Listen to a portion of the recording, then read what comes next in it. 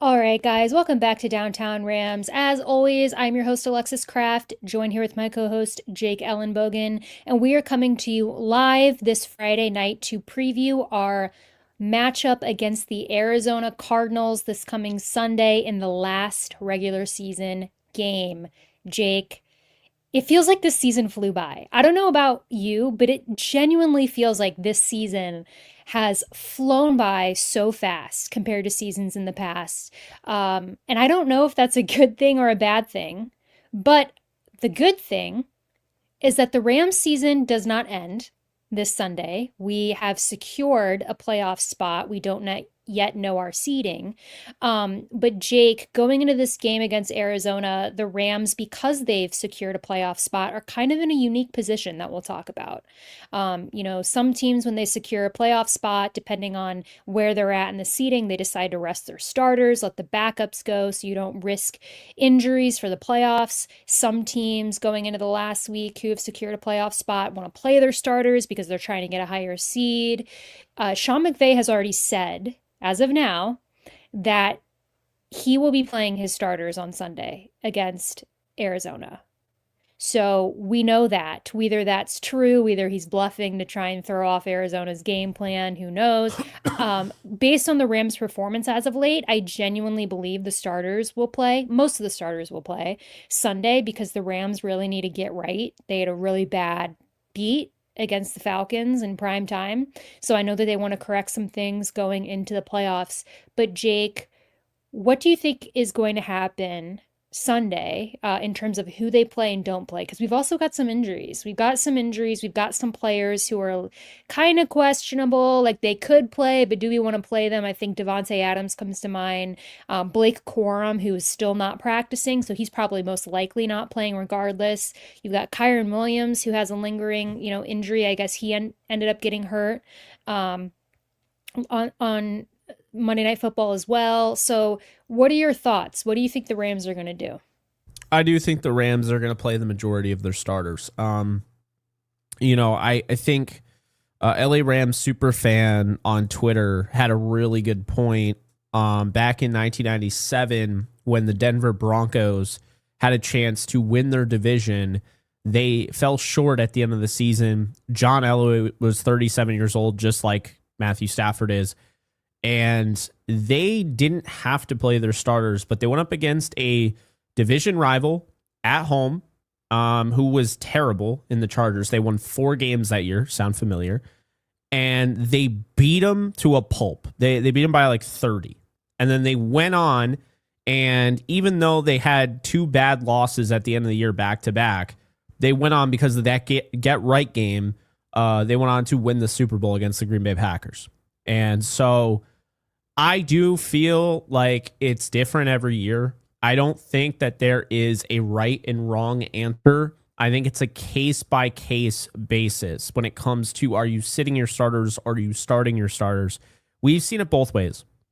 We've seen the Rams start their starters and we've seen them sit. And I think Sean McVay saw, that year against the Falcons, it was almost like sitting the starters in week 18, week 17 against the 49ers. Like, it may have had residual effects, you know what I'm saying, against a team that had experience in that. Dan Quinn, they were just in the Super Bowl the prior year. But then also we've seen them when they've had to play their starters, or they felt like they had to play to try to knock the 49ers out of the playoffs in 2021. And they lose that game in overtime. And did that break their spirit? No, they end up going on to win the Super Bowl. So, I mean, there's so many different ways to look at it. Alexis, I said it right when it came out. This has to be, okay, simply put, this has to be a week where the Rams figure things out. I have no doubt in my mind, if the Rams play the type of game that they can play, they're going to win the Super Bowl, okay? That's just the reality. I think they're the best team. I think the most talented. And I think they have the most depth. And they have the best quarterback. And they have the best coach. But the biggest issue for the Rams is that you could let those 2 losses really get to your head, not figure things out in time, and then you just fall flat. And it's just a 1-game elimination. Anything can happen. And to be honest with you, I think they're going to end up playing the Carolina Panthers.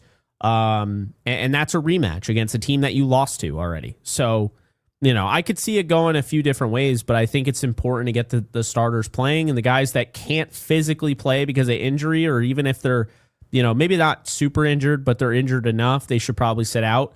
But like for the defense, yeah, the defense needs to play. I think you need to get more reps for guys like Akella Witherspoon. I think you need to get more reps for guys like Desjuan Johnson. These are X factors that I think are going to be key and critical down the stretch. And that to me is the most important thing, is getting those guys reps, actual game reps.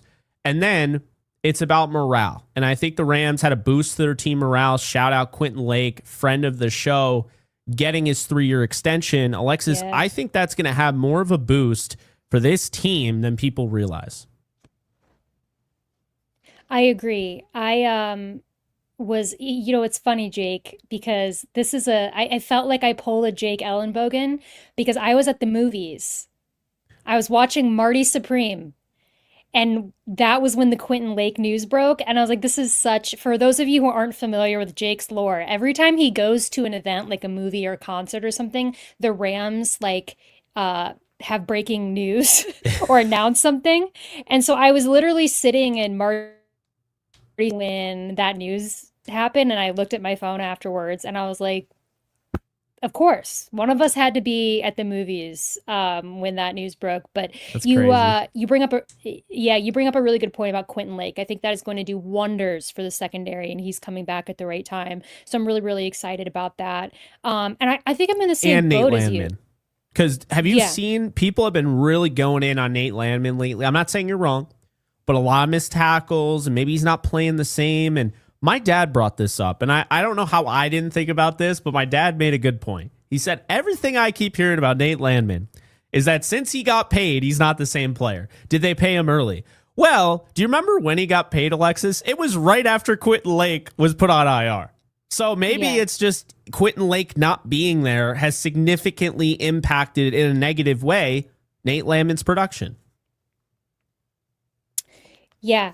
No, I agree. And to your point about the starters playing, because there's a lot of good discourse actually happening in the live chat. I've been monitoring it while you were talking, and kind of, should we play starters? Should we not? I'm with you. I think that the Rams really need to play their starters on Sunday. I don't know if they'll play the whole game. I think it depends how the course of the game goes. But after Monday Night Football and what happened against the Falcons, like, you cannot not play your starters until the playoffs. Like, you have to figure it out.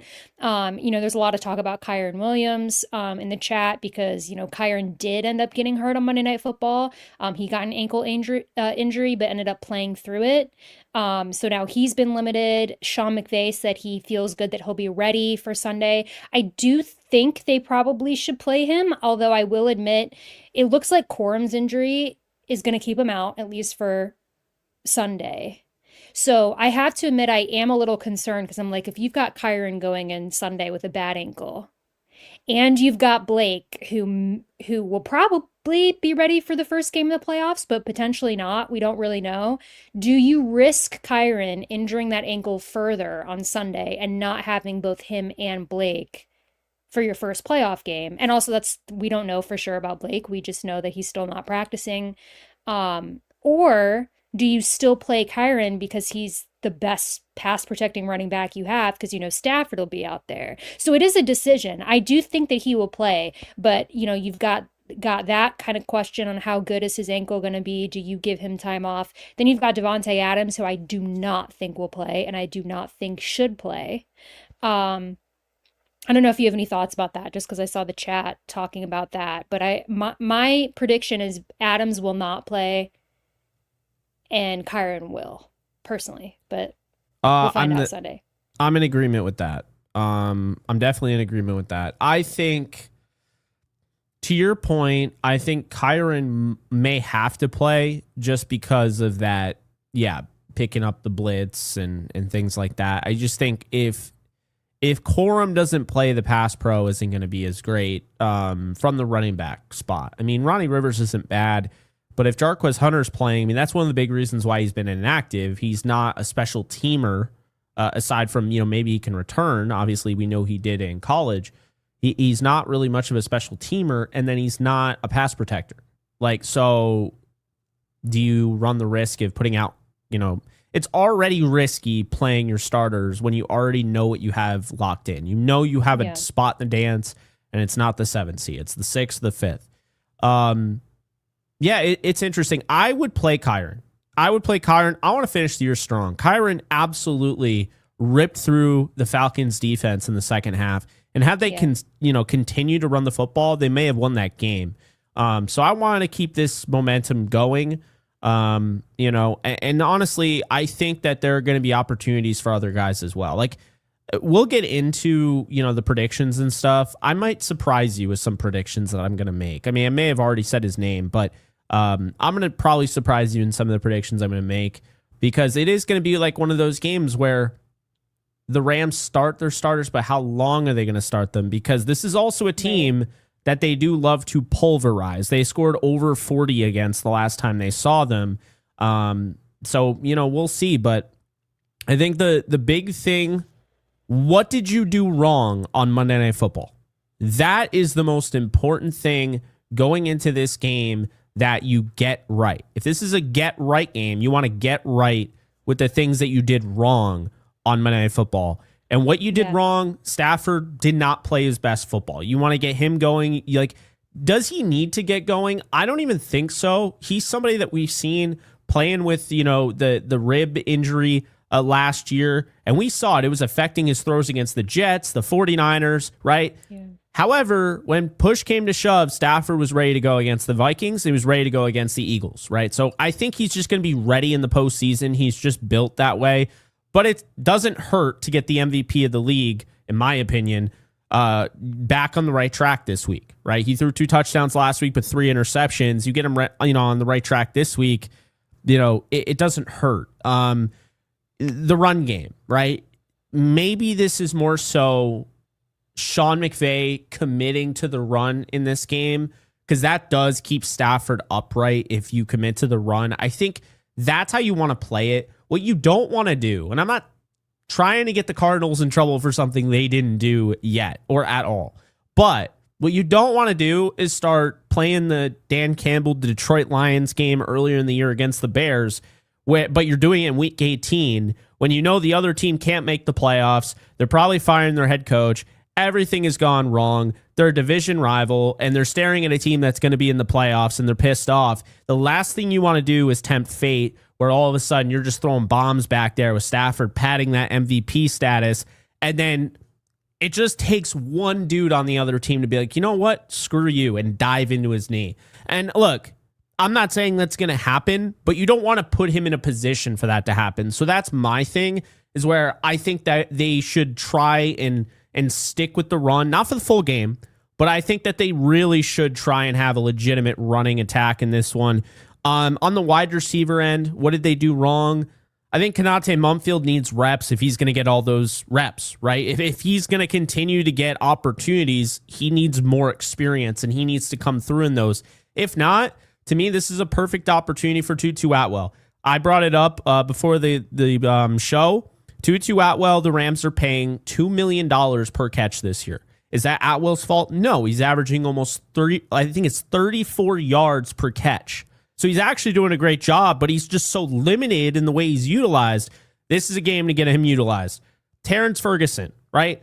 Got to get him going. Like, you've already seen it. I've seen it. I've been saying it. Terrence Ferguson is the most talented tight end that this organization has ever seen. And I know that sounds hyperbolic, but I'm being dead serious. There's just not too many guys out there that are that explosive at the tight end position. So yes, you 100% want to get him involved. You also got to get Tyler Higbee involved, because he's back and he's going to play this week coming off the IR. He's missed quite a few games lately. Got to get him going. Then the offensive line. For the love of God, I'll say this, I don't play Stafford if Alec Jackson can't go.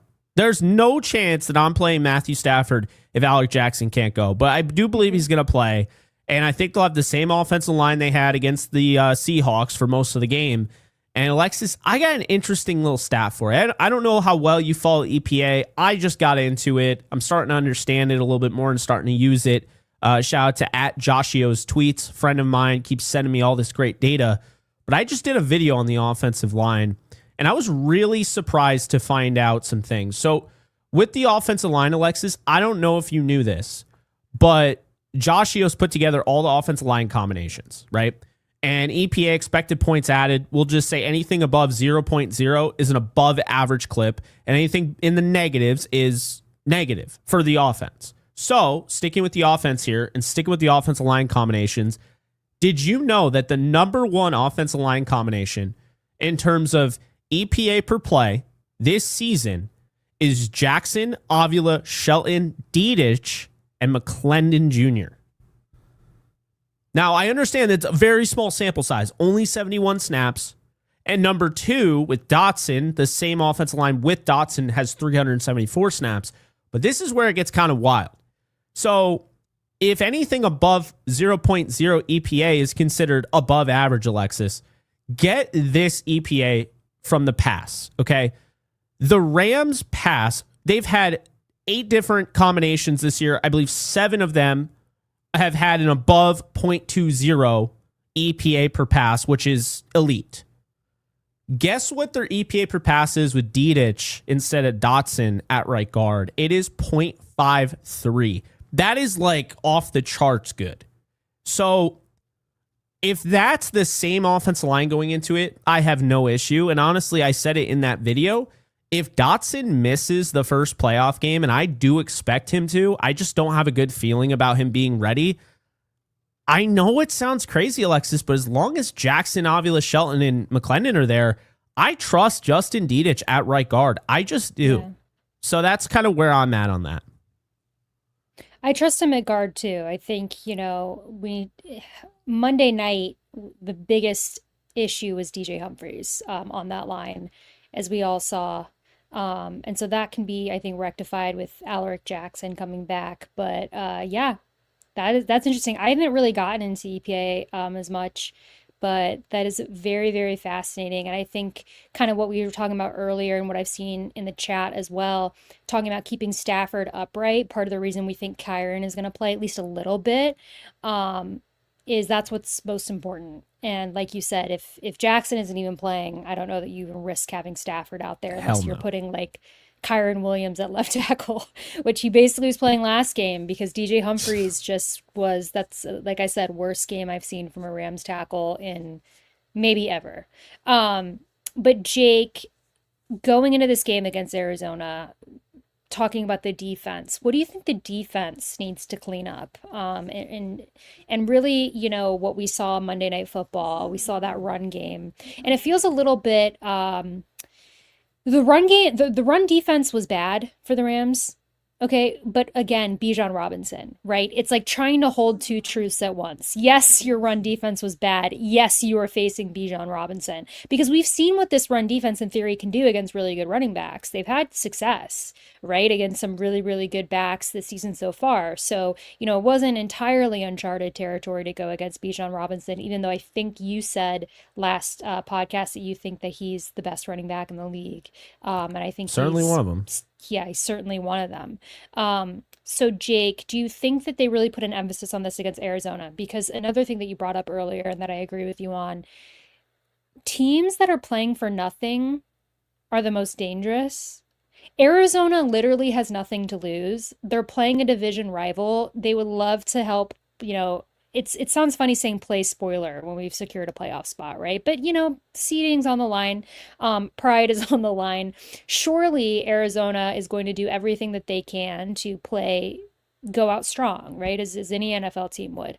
So I think that it's really important for this defense to clean up that run defense. I think it's really important for this secondary to, get it together, maybe try some new schemes. I mean, they were giving up some yards against the Falcons, and they were better at it in the second half, I thought, but, just like playing tighter on receivers, right? Figuring it out. Figuring out at safety. What do you think this defense priority is going to be going against the Cardinals? Yeah, I mean, I think the big priority is cleaning up that run game because I thought they got, after Kirk Cousins, 14 out of the 21 dropbacks, they were able to put pressure on him. I thought the coverage was really good, holding, it was both Pitts and London to under 30 yards. That's about as good as it gets. But, and they did a good job against the run, but they allowed some, I think, 3 or 4 plays that just turn into huge chunks. And that sometimes is just the NFL. I mean, I said it against the Eagles. I thought the Rams did a decent job for most of the game against Saquon Barkley. And then you just have a couple of those big runs. And the problem is those big runs become 80-yard runs. And now you're talking about a running back that's probably going to hit 200 yards for the day. So that's really what it comes down to, is how do you stay as consistent as they've been all year? And I'm going to be honest with you, I could see more of the same if the Cardinals had the talent in the running back room. And the reason being is that, Alexis, they have really, really struggled with Jalen McCullough as their star. You know, he is not a bad player. He's actually a pretty damn good player, and EPA supports that when he's on the field with everybody else. But when he's put in that role, I don't think that's the best role for him. It's the lowest EPA among all stars.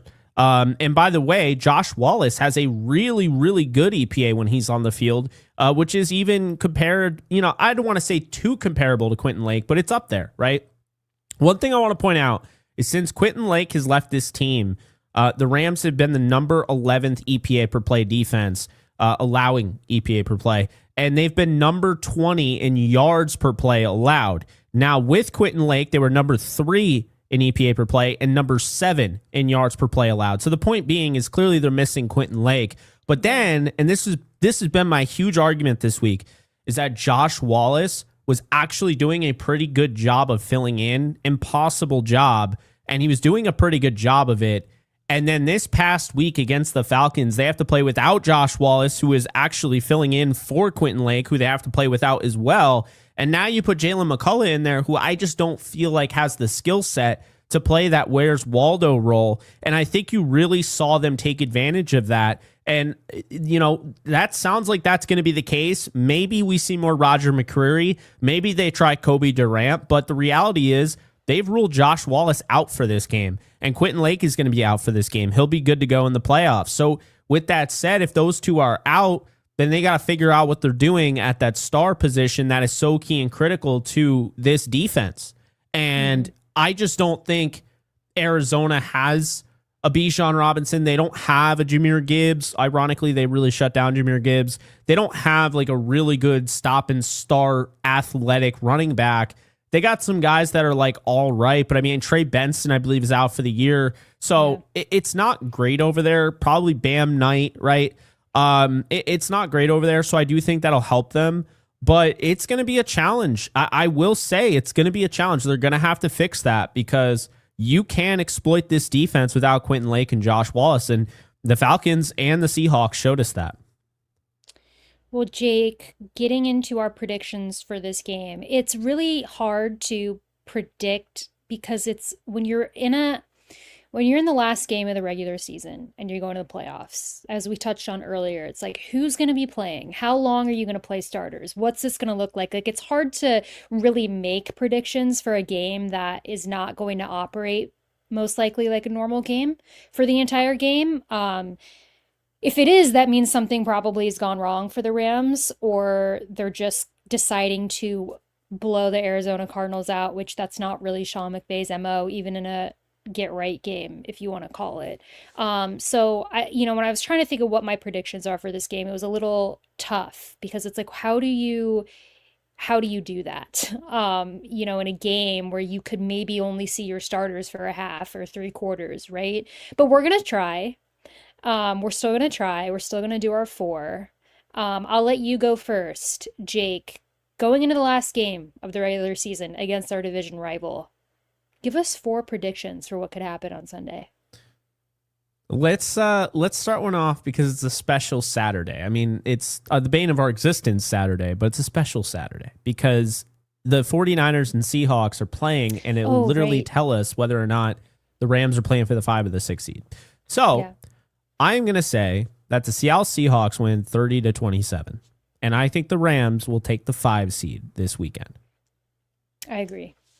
Okay. I agree. I do think that Seattle is going to beat San Francisco, and that we will get the 5 seed as well. So is that your first prediction? No, that's a bonus. That's a bonus. That's a bonus 5th.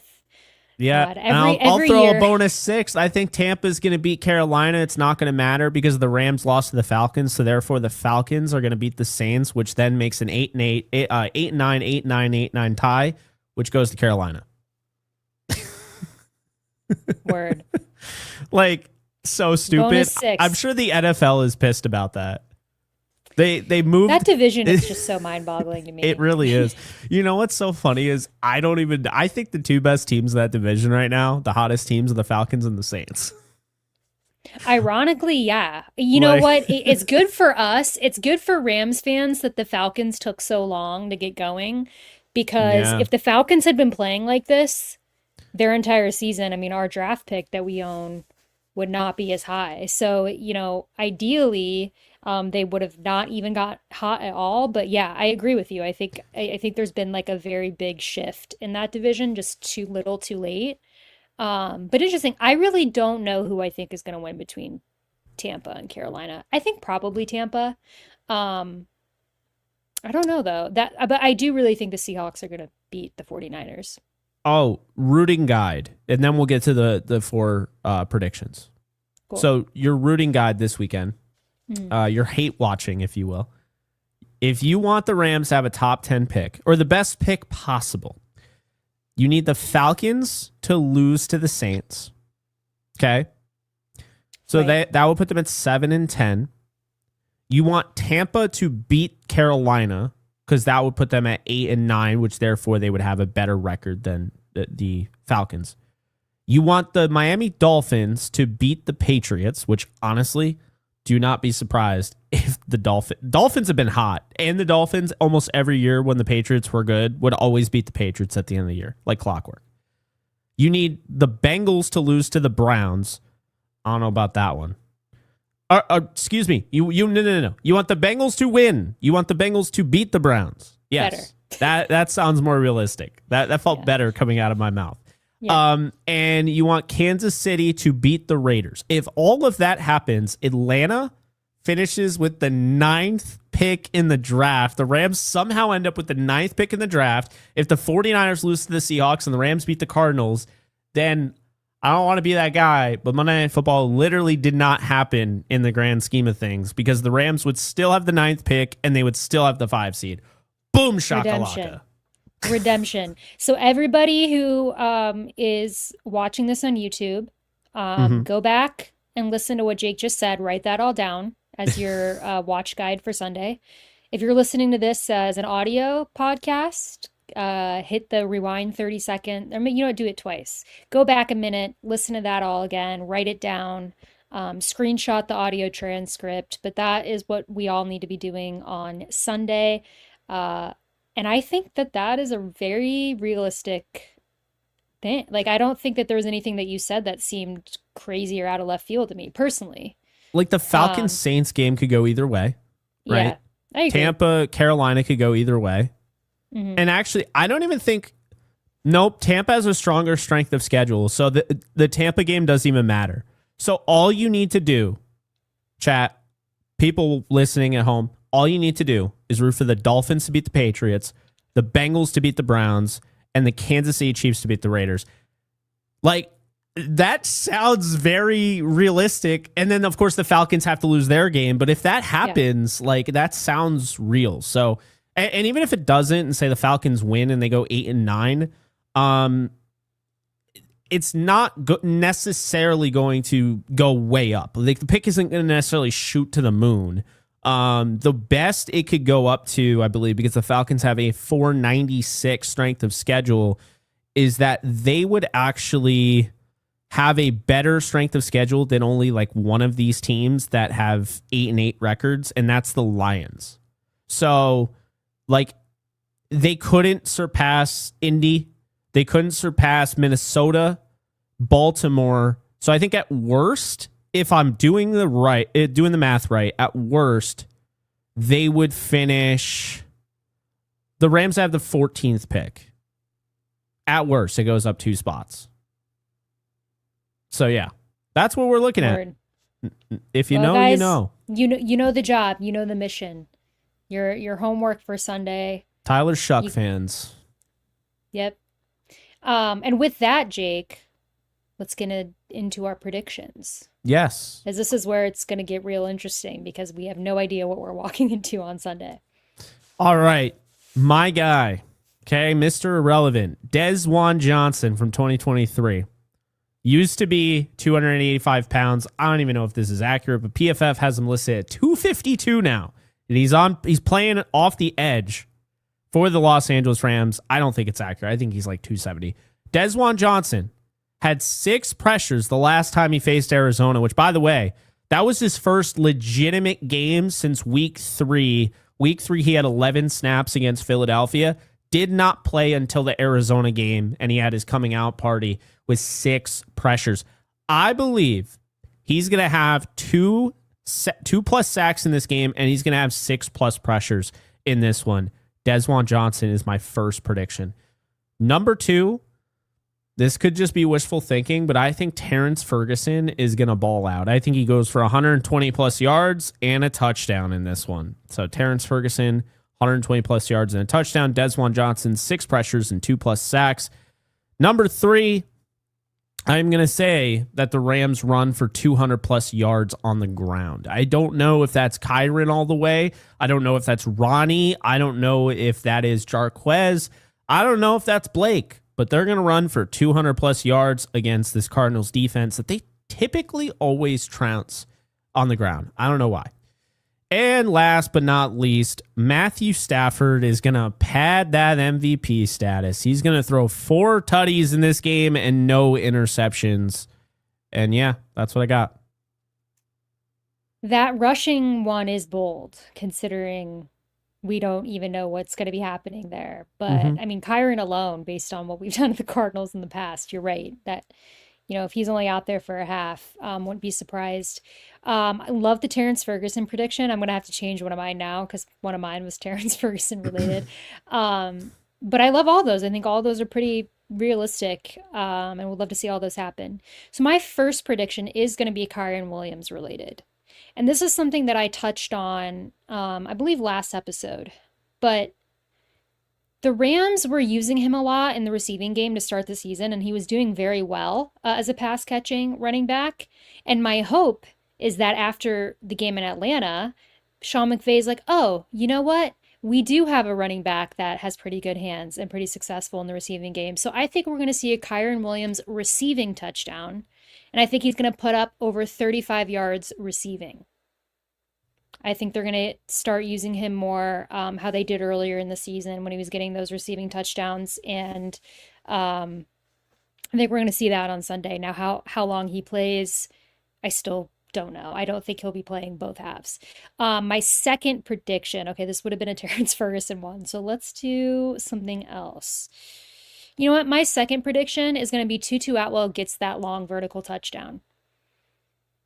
They need to start using him more. I think they know they need to start using him more, and they tried to do it too little too late on Monday night, but I think that they're going to run that play that they did against the Colts comes to mind. They've run it a couple times, I think, earlier this season, but they're going to do a long vertical touchdown to Tutu Atwell because, yeah, we've needed to see a receiver step up in Adams' absence. So we'll do that. Now, defensively, I think we're going to see Jared Verse 2 sacks. I think he's been heating up. I think Jared Verse haters are having a really hard time coming up with ways to say, what does he do? That is just so ridiculous. So I think that we're going to see 2 sacks from Jared Verse. And then I really want to do a 4th special teams one. But like, I want to say like Xavier Smith returns one for a touchdown. Just because that would be so fun to see the last week of the season. I know that knowing our special teams, the odds of that happening are so low, but you never know. So I'm going to say 2 special team touchdowns in a row, back-to-back weeks. Ben Kotwicka would look like God's gift. I'm saying it. We're going to see Xavier Smith return a kick or a punt. I'm not going to specify which one, for a touchdown, and it's going to be great. And they're going to make him special teams. You know what? I'm not going to get ahead of myself. After the game, they just signed Cotwick while they're doing the locker room celebration. They're just here's a blank check. Yep. After Smith scores the touchdown, we just see someone in a suit on the bench talking to him, and on the bench handing him a contract saying, you know what, we've made our decision. But I just think that would be a fun one. Listen, this is it's the last game of the regular season. Yeah. Anything can happen. We don't know who's even going to be playing the whole game or what. So, why not have some fun with that fourth prediction? But, Jake, before we get into our score prediction, we have a word from Sleeper. We do. And actually, before we get into that, people are asking to predict what day the Rams are going to play. And since I'm going to say the NFL loves to screw us, and I don't mean rigged or anything. I mean, for whatever reason, they love putting us on this. I'm going to say the Rams play the stupid Monday night game.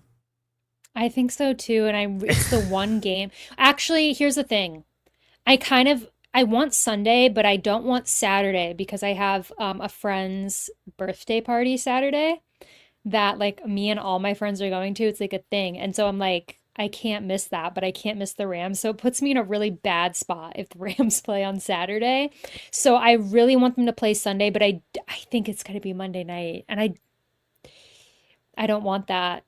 I wanted to go to Lake Placid with my girlfriend and her family, and I can't because the Rams didn't get the 1 seed. Because I have no idea when they're going to play. I feel in my gut it's going to be yeah, you could have gone to Lake Placid anyway. It would have been totally fine, and they're going to play on Monday night, and it's going to piss me off. But I don't know for sure, so I can make the decision. I don't feel here's the thing. If they're the 5th seed and they play Tampa or Carolina, that feels like a Sunday game to me. And that's not shade to the Rams or Tampa or the Bucks, but that doesn't feel to me. Now, if they play the Bears or Philly, that feels like Monday night. Did you see? That feels like Monday night. Before we get into Sleeper, did you see the odds, the betting odds? Apparently, if the hypothetical betting odds, the Rams would be favored against every single team that they would play. The Eagles, the Bears, doesn't matter. So thought that was interesting. I agree. I don't like it though. I don't like it when I don't care. But I will say something to keep in mind, and I don't know if so whoever wins between Seahawks 49ers, whoever's playing wild card weekend, I wonder, do they keep that in mind for the scheduling? Do they then not want to schedule one of them on a Saturday? See, this is when it gets the spider web where it's well, are they going to let a team play on a It's going to be so annoying because they're going to make us wait for that Ravens-Steelers game and then the conclusion of that. And then they'll be like, this is the schedule. It's why don't you just tell us what the NFC is doing? Because this has no effect on the NFC whatsoever. And you're just going to make us have to wait and watch this game when, quite frankly, I don't think either team has a chance of beating Houston's defense. I don't know. I hate how long we have to wait. I don't schedule, like it. Though. But with that, Jake, Sleeper. And they didn't kick you out this time. Not saying that Sleeper normally does, but StreamYard does. So anyway, guys, check out, what the hell? Check out Sleeper. What the hell? Check it out. If you're not doing anything right now, you can sign up. You can use the code JKB and get a 100% match up to $100 using that code. This is the time to do it because there is a $20 free entry if you haven't already used it. It's just sitting there in your account.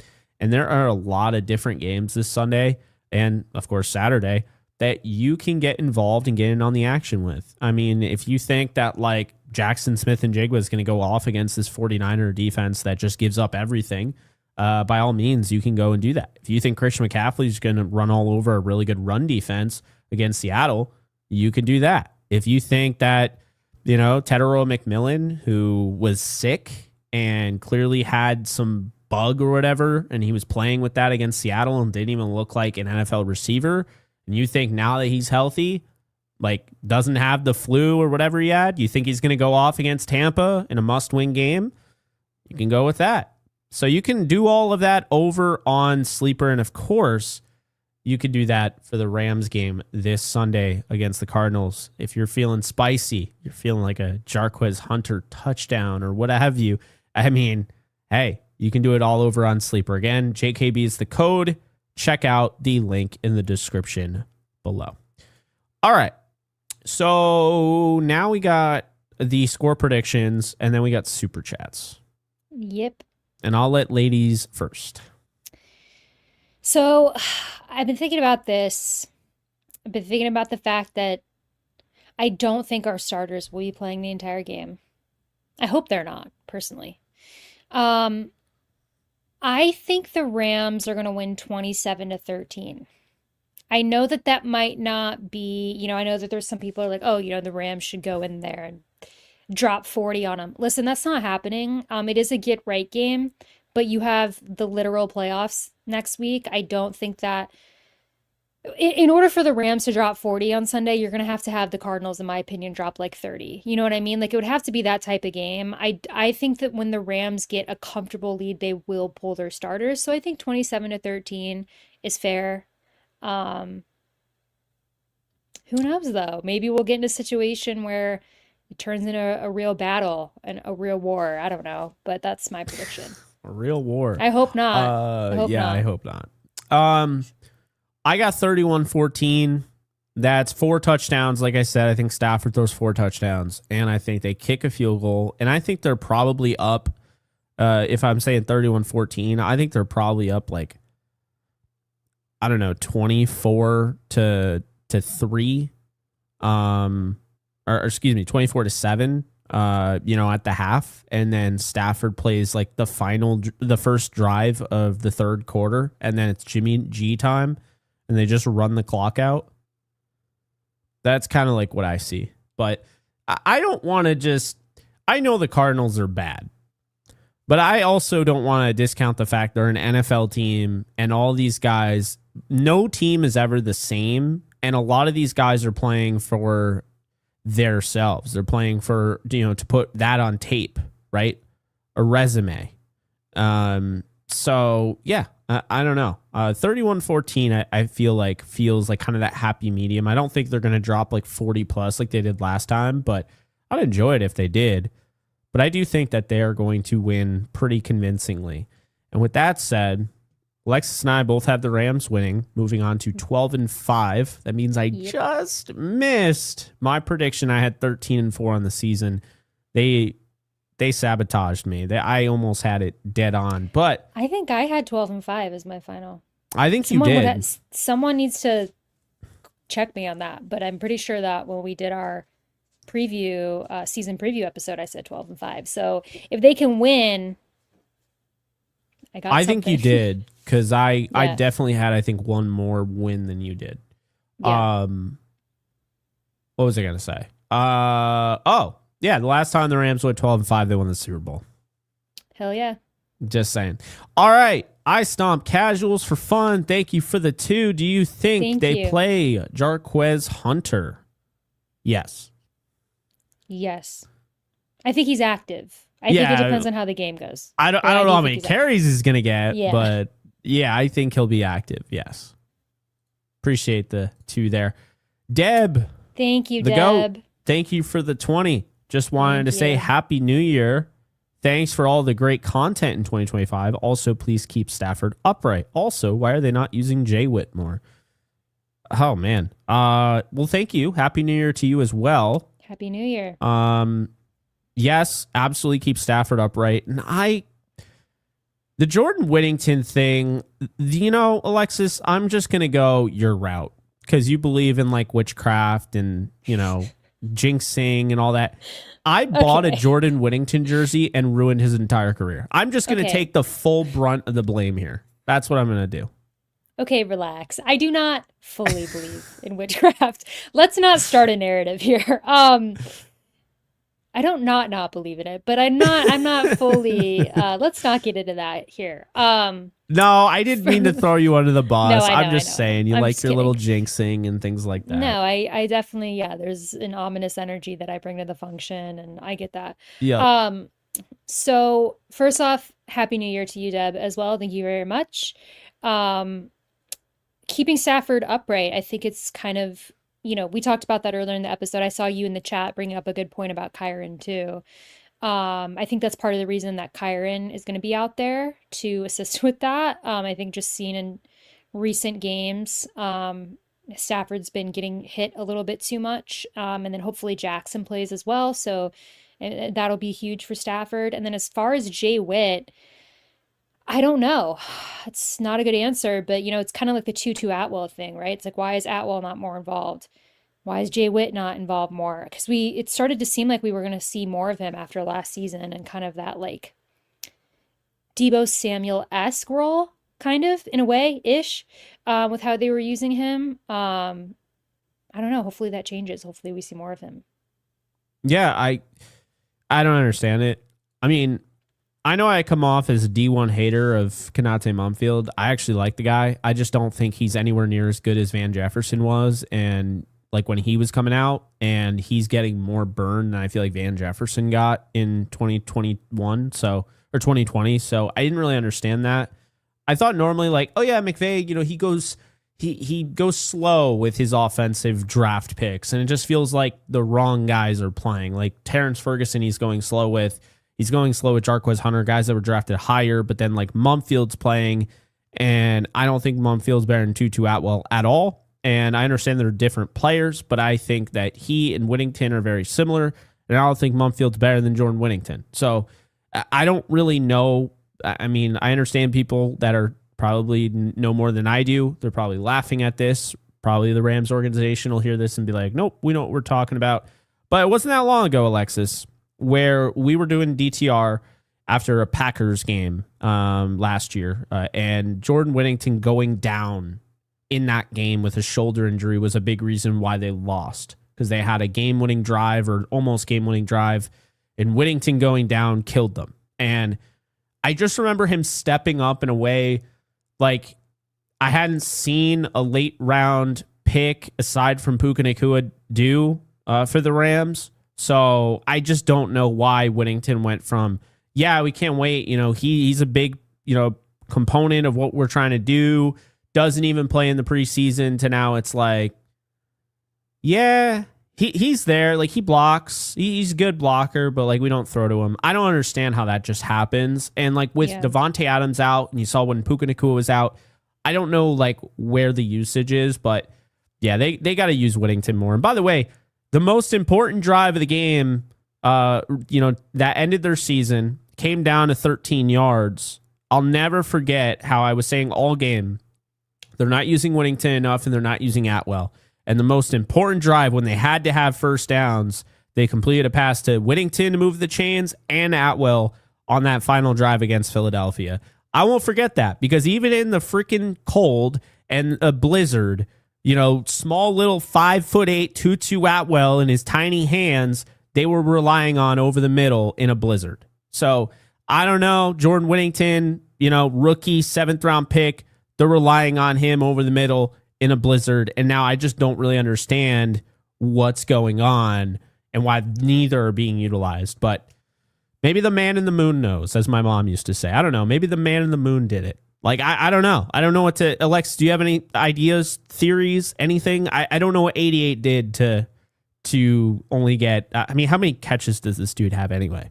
Like, I mean, maybe 15 tops? I have no theory. I think, he's got 18. 18. Yeah, I think it's just like, this offense has been super focused on Adams and Nacua, and then we moved to 13 personnel, and then it became, let's get these tight ends involved, and then you start the run game. For a lot of the season, they got better at it. They, I think, regressed a little bit in utilizing the run game these past few games. But yeah, I think it just, my only explanation is they've just gotten really, I'm not saying it's right, but I think they've gotten hyper focused on wide receiver 1 and 2 and then the tight ends, and have just not gotten as creative as they could be with Whittington and Atwell. It feels that way. It certainly feels that way. But yeah, appreciate you, Deb. By the way, Puka Nacua is 61 yards away from a 1,700-yard season. I mean, he'd already have that if they didn't take away, 100 yards worth of things he did in that game with penalties. Humphreys. So. Yeah. Where is... Okay, Matthew Been a member for 51 months. Appreciate you, Matthew. Thank you. Hello, Matthew. guys. Play like playoffs start tomorrow. JMO, just my opinion, but I don't think MVP means anything to Stafford. He just wants to win, play well for his team. Yeah, I don't want to say it doesn't mean anything to him. I think he'd be a gracious loser or a gracious winner. But yeah, he wants to win a Super Bowl. And he absolutely, after that Eagles loss, knew he just wanted to kill this league. He wanted to go after everybody, and he wanted to absolutely snatch their soul. And I think he's really done a great job of that this year. I mean, can you find me a Rams team, regardless of the loss total, to have this many losses that were this close? Even the Super Bowl team lost by 10 plus to the Titans, lost by 21 to the 49ers. You know, like, this is a team that has been down to the wire in every loss that they've had. So I don't know what that means for the future. I do believe it means they're battle tested, but we're about to find out. But appreciate you, Matthew. Chris, thank you, my friend, for the 20. You. Love Lake got the well-deserved deal. Does it concern you that his first game back is a playoff game? Rust. Also, if Jake doesn't want to go to the Rams game, if it happens, do you want to go, Alexis? I definitely would. That should definitely be something that How about that? is discussed. If I can afford to get there, I'll be there. Any playoff game, hell yeah. Thank you. That's very, very nice of you. I would love that. And we'll see. It could happen. It very well could. It very well could. And that might be, think about this, it might be at SoFi Stadium. I'm gonna throw something at you. Okay? Okay. I don't think this is being talked about enough. I feel like I'm the only one talking about this. Wait, you're right. I'm following. You say it. But Okay. yeah, I didn't think of that possibility. But yep. I would feel so bad for your Papa Don. But Yeah. they needed everything in the kitchen sink to beat Malik Willis and the Packers. I don't think I realized that because I didn't watch that game in real time. I was busy. But they barely won that game. That game was at Soldier Field. The last time Jordan Love played, like, that game came down to the wire too.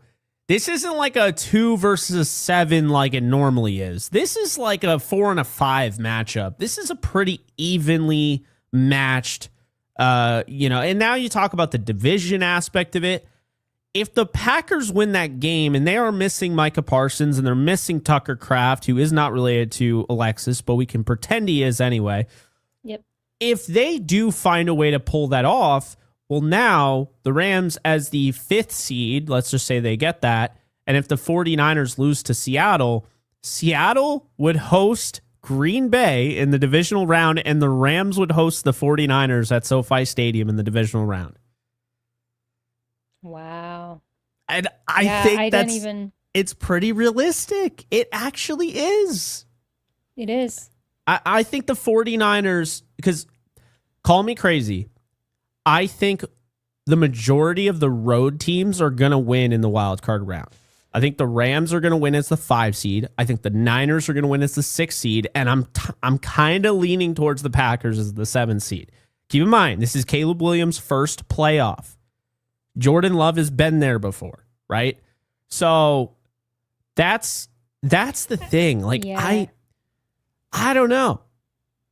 I agree with you it's about the interesting. Bears, sadly. Yeah. I do agree with you. I mean, the thing is like there is a scenario that I don't think is very realistic where the Rams got the 6th seed. Mm-hmm. And then I was like, if they get the 6th seed, one, I just want them to play the Bears instead of the Eagles personally. But that would have been crazy for me to go to a Rams playoff game in Chicago. Well, if they get the 6th Because I live in seed Chicago, for those of you who don't know. and the Packers win, then the Packers would then be hosted by the Niners, and the Rams would play in Seattle again. Very interesting. If the Rams won against, likely Philly would be the 3. And I don't want to overlook anybody, but I'm just saying the Packers have a realistic shot of upsetting the Bears. Oh, I think so. With Jordan Love. Yeah. But I think people are looking at the 2 and the 7, and they're already writing off the 7. I'll say this. I think if the Bills end up getting the 7th seed in the AFC, I think both 7 seeds could upset their division champions. I'll tell you this. If the Packers beat the Bears in the playoffs, my poor grandfather. Oh my God, guys. My grandpa is a 93, almost, he turns 94 next week. So he's basically a 94-year-old lifelong diehard Bears fan. If they lose to the Packers in the playoffs, which unfortunately is what I think would happen, oof. I'm not rooting for it. I want to make that clear. No, I would be rooting for the Bears for my grandpa, of course. But like, Yeah. I'm just saying, I I'm couldn't thinking root with my against- realistic brain. I couldn't root against Papa Don unless it was the Rams. Right, same. Like That's whoever the Bears play for him, I'll justifiable. root for the Bears. Yeah. Also, I just live in Chicago. It's more fun when people are in a good mood. That's That fair. would put, yeah.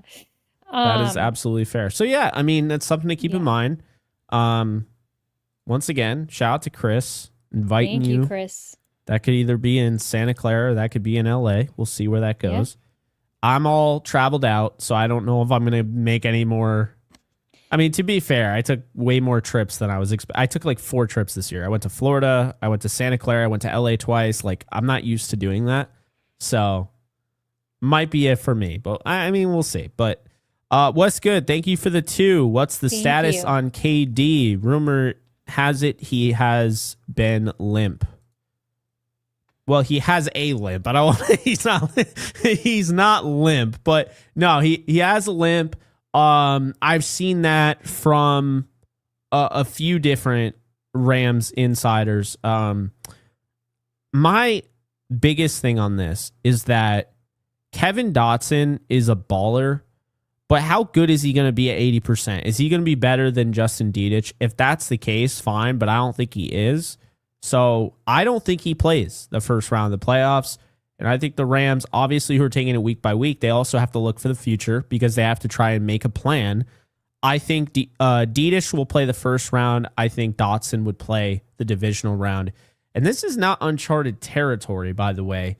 The year the Rams won the Super Bowl, Andrew Whitworth missed the game against Tampa, and they found a way to win with Joseph Noteboom. So I'm not exactly, I'm not horrified of this outcome. I think the Rams are good enough to win without Dotson. I can tell you they're not good enough to win without Jackson, because I don't think anybody's good enough to win with DJ Humphries at left tackle in the playoffs. I just don't. Yeah, that is horrifying. That's a horrifying experience that we should not have to endure again. That's why, like, as bad as Rob Havenstein has looked at times, they need him back because he can be that right tackle in a pinch, and you can move McClendon over to left tackle, and he's not going to be as great as he is at right tackle, but he's going to be better than what we have seen from Humphries and probably Quessenberry and anybody else, Arcuri at left tackle. So hopefully Havenstein can be activated after this week and be ready for the playoffs. We'll see. He's kind of the last domino to fall. I think everybody else we know, Lake will be back next week. Higbee will be back this week. I mean, there's not anybody else on IR, I don't think. So, not saying that I wish there was. I'm just saying. But appreciate you. Matthew with the 50. Appreciate you, Matthew. Just a little support for the hard work y'all do. Go Rams. I appreciate you both, and Happy New Year. Happy New Year. Thank you. Appreciate you. And we got Firecap with the 5. DJ Humphries gave me some serious Greg Robinson flashbacks. Oh my. Wasn't great. Bad. It's not what you want. Like I said, I personally could not remember watching a worse game from a left tackle from a Ram in a very long time. Say that. I don't really like beating up on players a ton, but I mean, sometimes I think that there are performances that are like inexcusable, and I felt like that was one of them. Yeah, I don't know. I don't want to see him play again. I hate to be a hater, but yeah. Matt, the man, thank you for the 5. I hope the Rams prove us wrong because I don't want to waste Stafford's superb season. Also, what do you both predict the road to the Super Bowl be. So I think the road to the Super Bowl is going to go through Carolina, Los Angeles, because I do think the Rams are going to host the 49ers in the divisional round. I think Seattle is going to beat Seattle's going to beat the Packers. And then I think the Rams will beat Seattle in Seattle to go to the Super Bowl. I actually think I'm going to go with your answer because I think that's the most realistic. Although, yeah, I haven't decided what I think about playing if we're going to play Carolina or Tampa. That's actually a really good question. I have not thought this through, weirdly. Tampa's tough because keep in mind, they need to win and they need the Saints to win. So they do not control their own destiny. Yeah, true. And the Carolina Panthers can lose, and then just as long as the Falcons win, they're in. I'm going to go with the same answer as Jake because I really have been so focused just on like week one. I'll say this, and this wasn't part of the question, but I'm going to say AFC, Jake, I'm curious as of now, who do you think the AFC team's going to be? Because I've seen some wild takes.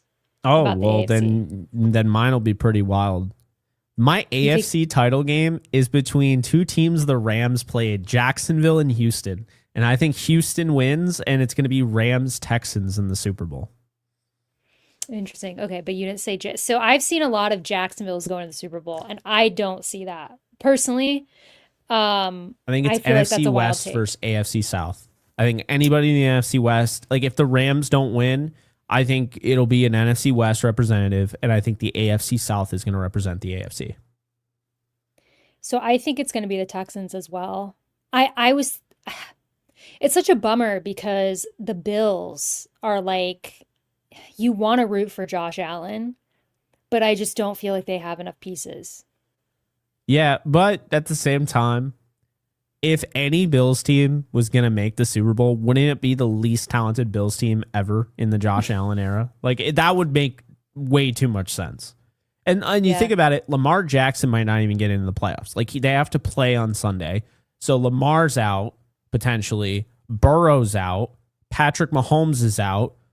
Like, it's kind of open for Josh Allen and the Bills. The problem is they don't have home field advantage, and I don't know. I don't really trust Buffalo. I really don't. I mean, kind of looking at the playoff matchups in general, I mean, I don't trust Denver. If you look, Denver, by the way, has played like 9 backup quarterbacks this year. So they have 13 wins, and I believe 9 of those wins are against backups. Pittsburgh and Baltimore, I told you, I'm out on both of them. I don't think either are good.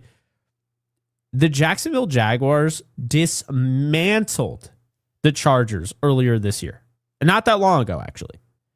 Justin Herbert didn't just magically get Joe Alt back, and he didn't just magically get back Rashawn Slater. So I don't think he has a chance in hell against Jacksonville's defense. I think that Patriots-Buffalo game, if that ends up being the 2 and the 7 seed, that is the game that's going to be really interesting because, you know, we're hearing everything about how Drake May can walk on water, but this is his first playoff game.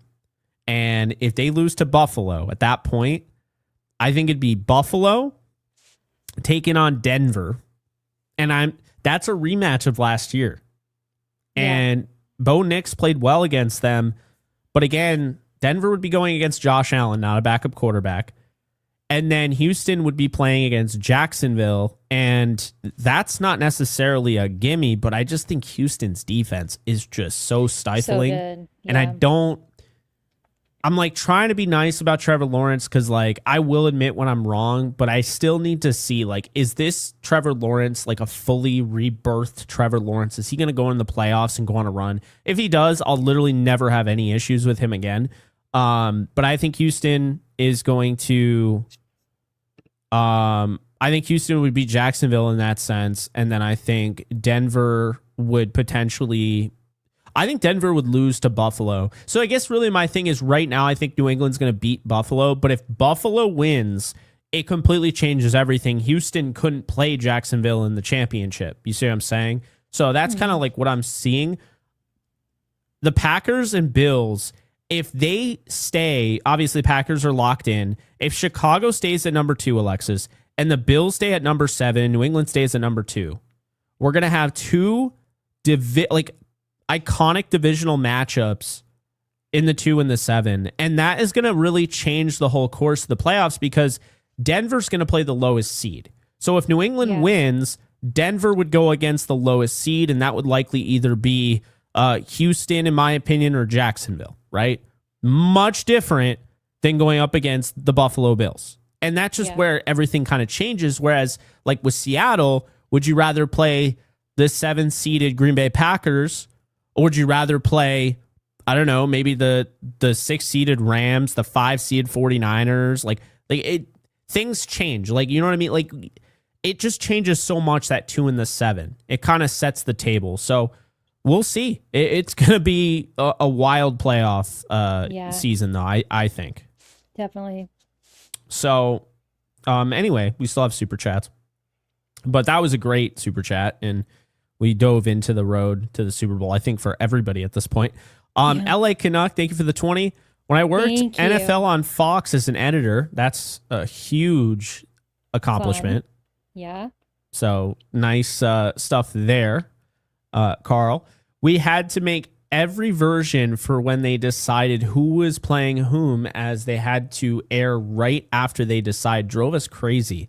Happy New Year, Carl. Well, thank you for letting us know a little bit about what they're going to be working on probably all Saturday and Sunday. And I would not want to be them because, like you said, drove you crazy.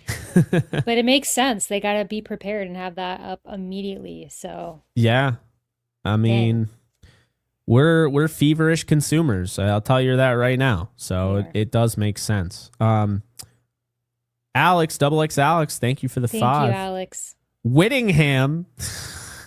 He knows it's Whittington. He's making fun because everyone spells it Whittingham. I don't know why. Even announcers say Jordan Whittingham.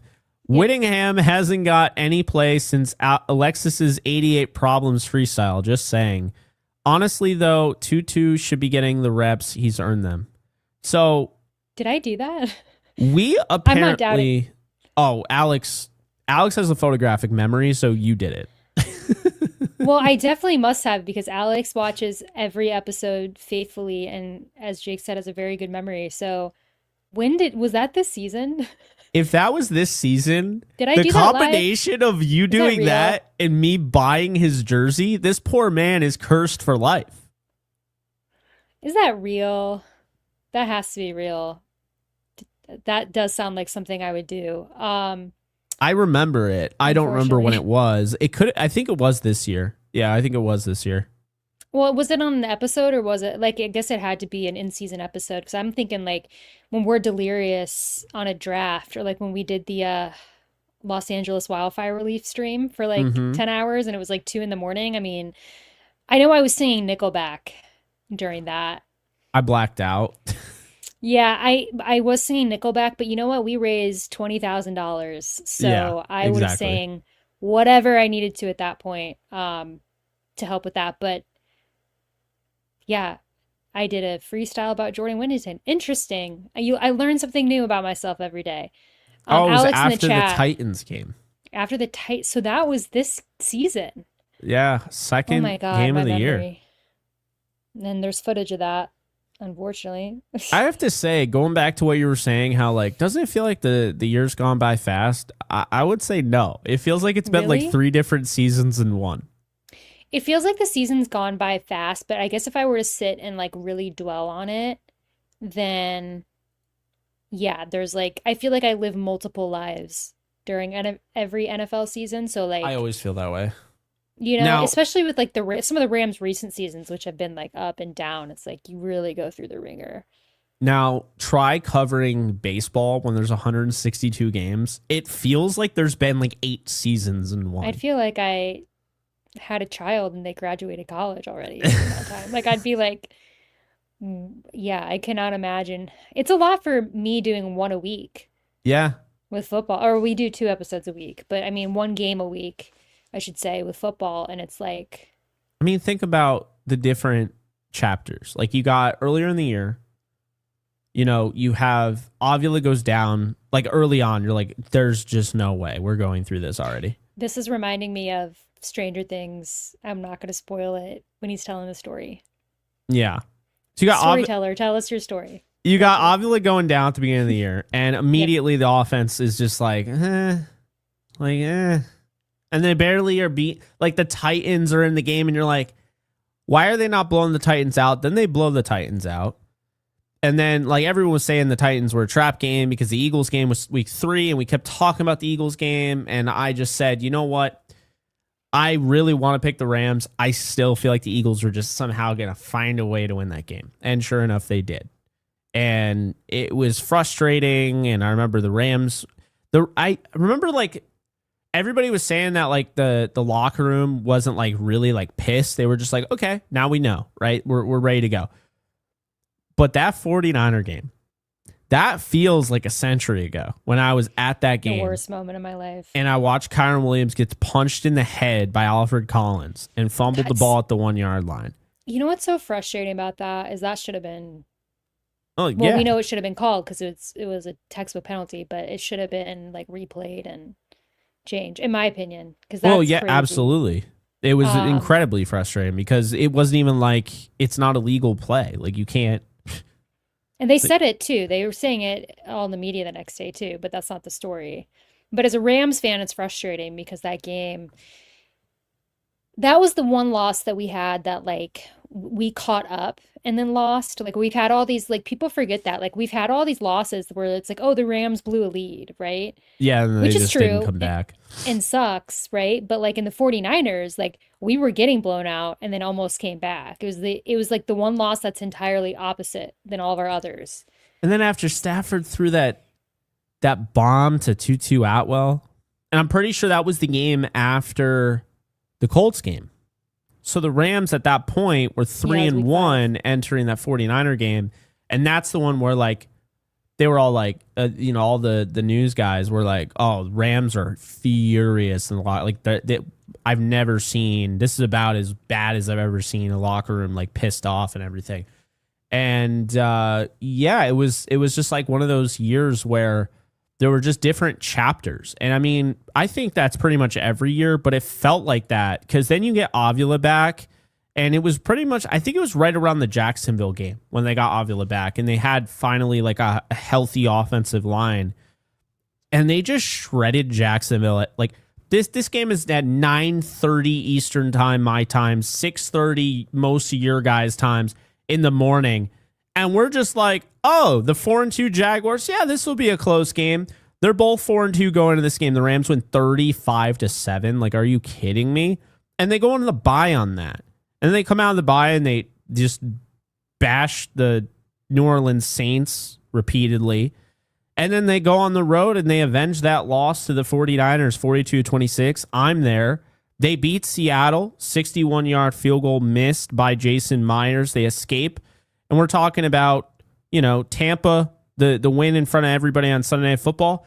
Rams at this point, Alexis, are 9-2. So, like, the Eagles' loss sucked. And the San Francisco 49ers loss sucked. And that put them at 3-2. And people all of a sudden are like, well, they got to play Baltimore. They got to play Jacksonville. This team could fall below 500 again for the third straight season.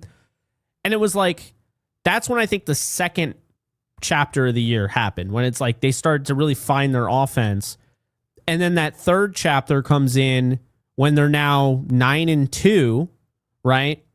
And you go right into the Carolina game, and that's really when that third chapter hits, and you're like, what the hell? Can I get off this ride? Like, why did they lose to Carolina? Then they destroy Arizona like they should. Then they put up 41 against Detroit, and they get revenge on Detroit. Then they lose that Thursday Night Football game, and then Atlanta. And now we're about to enter the fourth and final chapter of the season, which, of course, will be the postseason. So, yeah. That's the interesting thing. But obviously I skipped some stuff. Losing Ahkello Witherspoon in the Tennessee game kind of put them in a bad spot.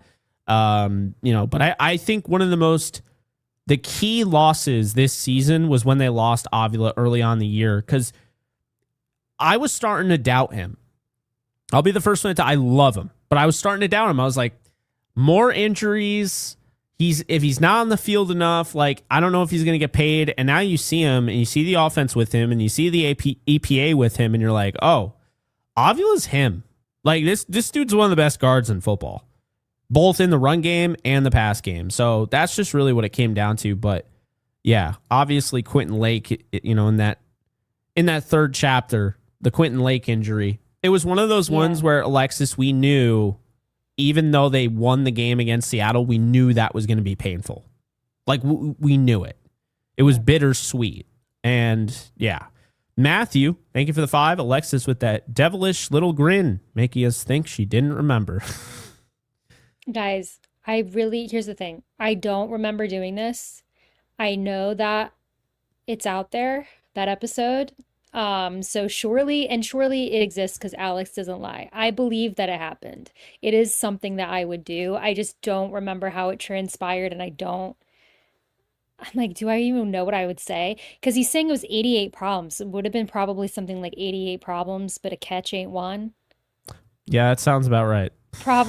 No, listen, I'm sure that it happened. And I'm sure that people can find it. And it's definitely out there. It is out there for the world to see. Maybe, and you know what? If Jordan Whittington has a big game on Sunday, I will do it again. I regretted that as soon as I said it. But you know what? I hope he has a huge game.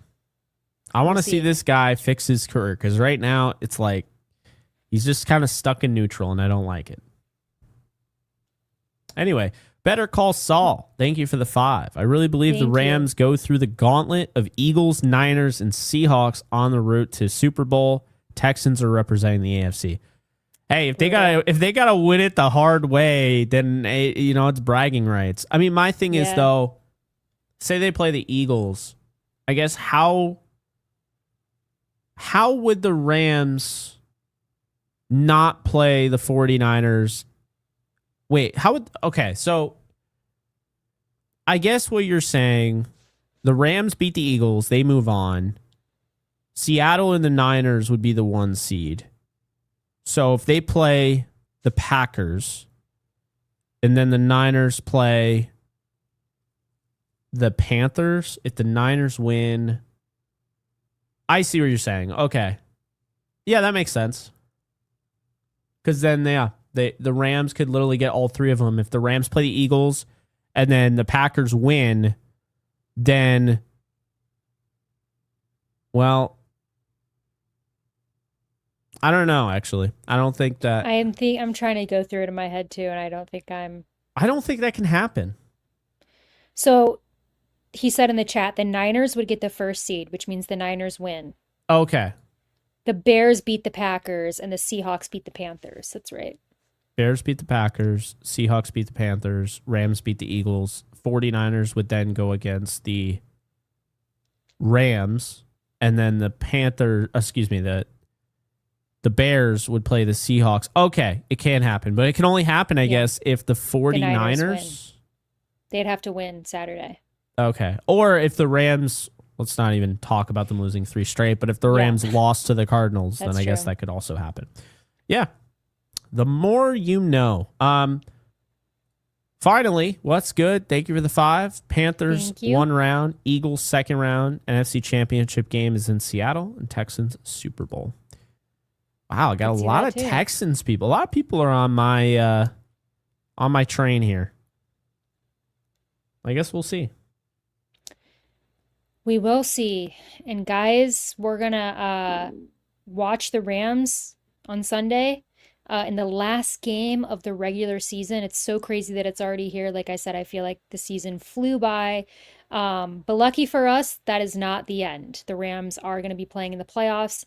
Jake and I will be back Tuesday night next week to recap whatever happens on Sunday and give a playoff preview for the Rams, and we'll see if they're playing Saturday, Sunday, or Monday. But guys, as always, if you like what you hear, please like and subscribe. You can follow us on social media at Downtown Rams. You can follow me on Twitter /X at @TheAlexisCraft. You can follow Jake at JK Bogan. You can follow us on Instagram. I'm at Alexis Craft. He is at JK Bogan on Instagram as well.